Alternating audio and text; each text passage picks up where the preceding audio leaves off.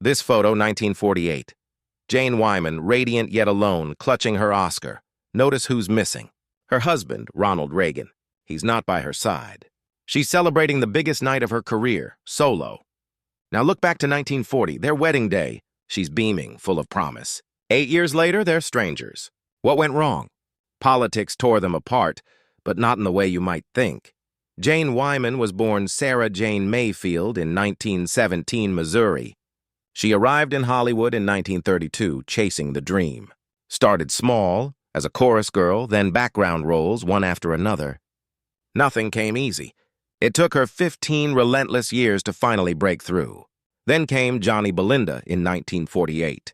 She played a deaf mute, learned sign language, poured her soul into the role. The performance was extraordinary. The Academy took notice. She won the Oscar at 31, at last Hollywood's golden girl. But while her star was rising, her marriage was collapsing. Ronald Reagan was a decent actor, a steady name, never a sensation. But in 1947, something shifted. He became president of the Screen Actors Guild and found a new passion, politics. Soon it consumed him.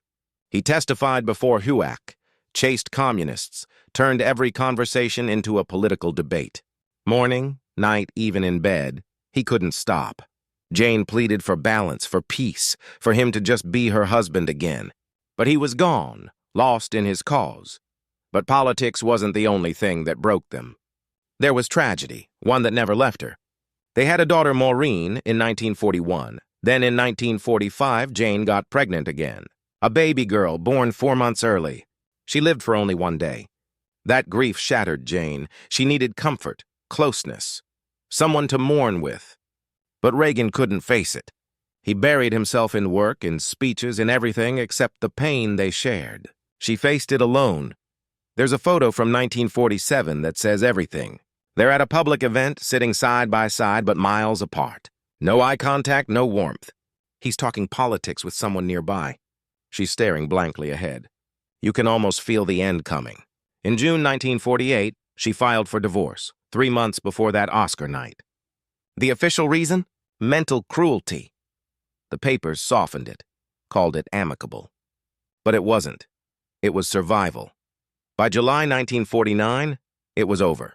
Reagan was blindsided. He thought they'd be fine. Jane moved on quietly. She married twice more but never spoke publicly about Reagan. No interviews, no bitterness, just silence.